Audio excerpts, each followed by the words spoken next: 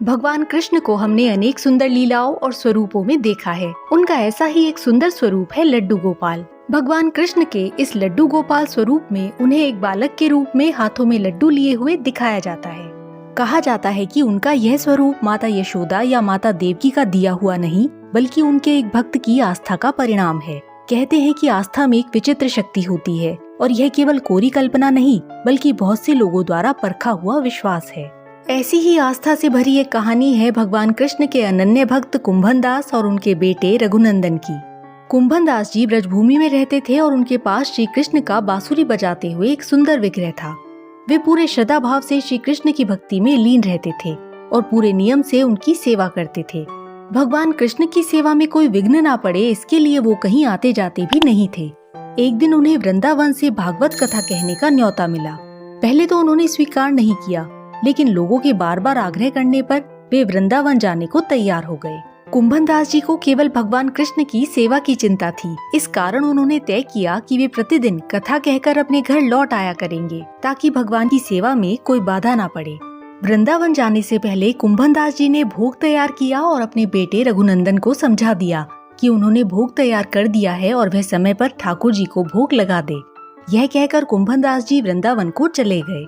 जब भोजन का समय हुआ तो रघुनंदन ने भोग की थाली भगवान कृष्ण के सामने लाकर रख दी और बार बार आग्रह करने लगा कि ठाकुर जी आप आइए और भोग लगाइए। उसके बाल सुलभ मन में यह आस्था थी कि श्री कृष्ण स्वयं आएंगे और भोजन ग्रहण करेंगे।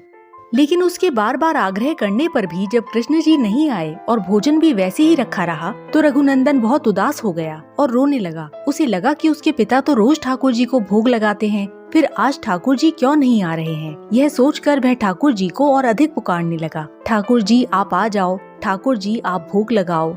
उस बालक की आस्था से भरी ऐसी प्रेम पुकार सुनकर भगवान कृष्ण एक बालक के रूप में प्रकट हुए और भोजन करने लगे। यह देखकर रघुनंदन भी प्रसन्न हो गया। उसे लगा कि ठाकुर जी रोज बाल रूप में ही आकर भोजन ग्रहण करते होंगे। उसके बालक मन को यह सब साधारण दिनचर्या जैसा ही लग रहा था।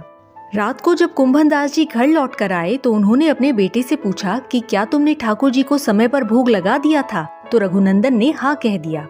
और जब कुंभन दास जी ने ठाकुर जी के भोग का प्रसाद मांगा तो इस पर रघुनंदन बोला कि ठाकुर जी ने तो अपना सारा भोजन खा लिया। यह सुनकर कुंभन दास जी को थोड़ा आश्चर्य हुआ, पर उन्होंने सोचा कि हो सकता है बच्चे को भूख लगी हो तो उसी ने ही सारा भोजन खा लिया होगा।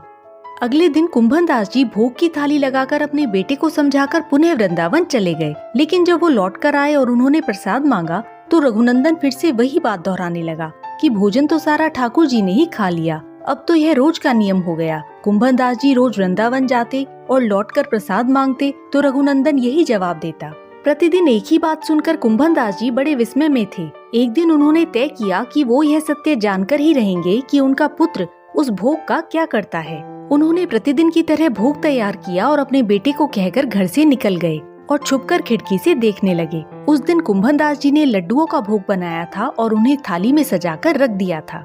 भोजन का समय हुआ तो रघुनंदन ने रोज की भांति ठाकुर जी को बड़े प्रेम से बुलाया और श्री कृष्ण बाल रूप में प्रकट होकर थाली में रखे लड्डुओं को खाने लगे। यह देखकर कुंभन दास जी के आश्चर्य का कोई ठिकाना नहीं रहा। उनकी आंखों से आंसू बह निकले और वे प्रभु प्रभु कहते हुए श्री कृष्ण के चरणों को छूने लगे। लेकिन जैसे ही वो श्री कृष्ण की ओर बढ़े, भगवान कृष्ण अपने उसी बाल रूप में जड़ हो गए।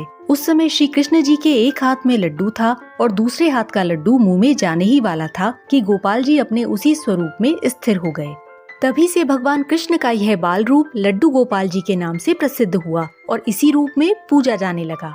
इसीलिए कहा जाता है कि आस्था में बड़ी शक्ति होती है। चारों ओर से निराश व्यक्ति के मन में छिपी आस्था की एक छोटी सी किरण उससे बड़ी से बड़ी समस्याओं का समाधान करवा देती है।